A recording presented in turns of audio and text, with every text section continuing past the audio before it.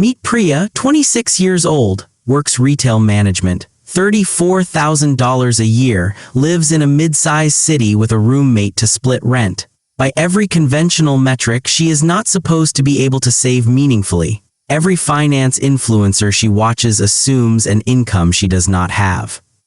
She has $340 in her savings account. She has had roughly that amount for 2 years. It goes up, something happens, it goes back down. She has never crossed $1,000, let alone $10,000.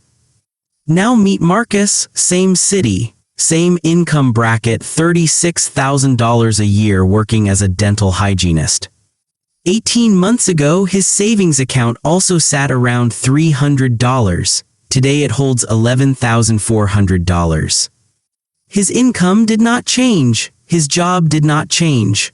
What changed was that he stopped treating $10,000 as one enormous goal and started treating it as 4 small ones stacked in a specific order.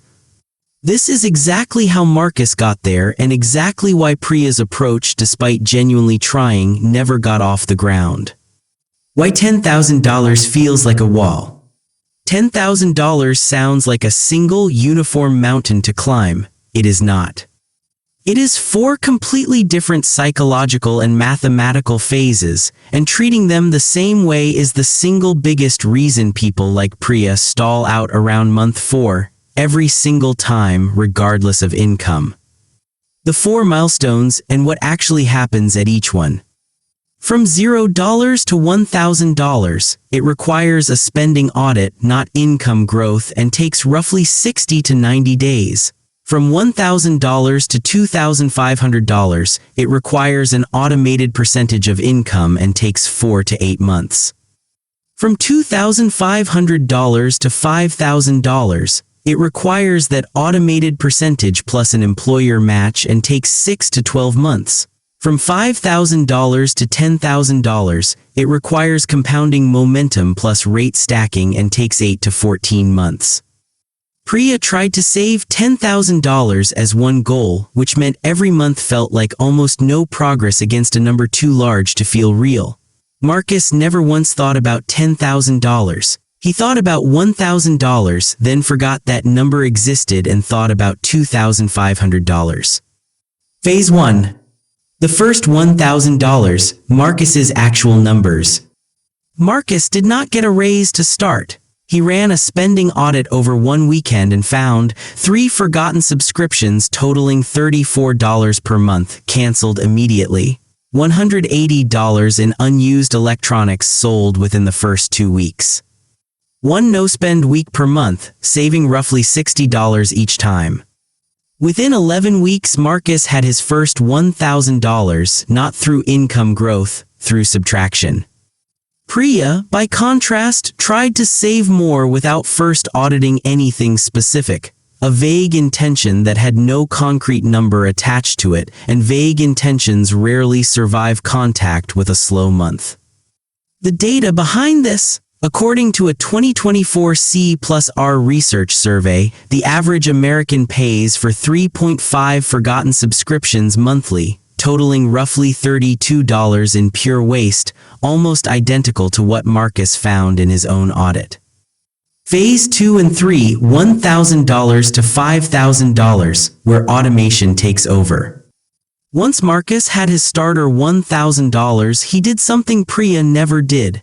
He automated 8% of every paycheck, about $58 every 2 weeks on his $36,000 salary, to transfer the day his check landed before it was ever visible in his spending account.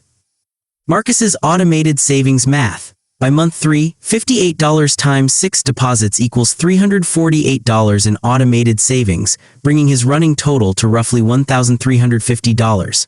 By month 8, $58 times 16 deposits equals $928, bringing his running total to roughly $2,900. By month 14, $58 times 28 deposits equals $1,624, bringing his running total to roughly $4,900. Priya's plan was to save whatever's left each month, Most months, nothing was left, not because her income was too low, but because nothing had been protected from spending before spending happened. Here's the detail that mattered most. Marcus's employer offered a partial $401k match once he'd been there 6 months. He didn't count this toward his $10,000 savings goal directly, but capturing the match freed up psychological bandwidth. Knowing his retirement was already moving meant every dollar in his separate savings account felt less like his only safety net. Phase 4. $5,000 to $10,000, where it actually accelerated. This is the part that shocked Marcus, and it is the part almost nobody explains about savings momentum. The fourth phase moved faster than the first 3 combined, despite being the largest dollar range. 2 reasons drove this. First, the habit was fully automatic by this point. 0 willpower was required. The transfer happened whether Marcus thought about it or not. Second, he moved his savings from a standard account earning 0.4% to a high-yield account earning 4.5% APY around month 12. On a growing balance averaging roughly $6,500 over the final stretch, that rate difference alone contributed close to $180 in extra interest he would not have earned otherwise. Not massive, but a real, compounding tailwind on top of his contributions. Marcus reached $10,400 at month 18. Priya, over that same 18 months, had accumulated $890, barely above where she started because her approach never had structure, only intention. The secret weapon, the raise redirect. Here is the single move that separated Marcus's trajectory from almost everyone else who tries this. Every time his income moved, a raise, a small bonus, extra shift pay, he redirected the entire increase into his automated transfer before he ever adjusted his baseline spending to match it. A $1,200 annual raise split weekly is about $23 more per week. Marcus increased his automatic transfer by exactly that amount the same week the raise took effect, never touching his checking account balance, never feeling the raise as extra money to spend. His savings rate effectively increased every single time his income did, without a single new decision required after the first one. The takeaway: $10,000 is not one goal. It is 4, and each one requires something slightly different: subtraction first, automation second, momentum third, and finally, rate stacking every time income moves. Marcus never earned more than Priya. He simply never let $10,000 exist as one intimidating number in his head.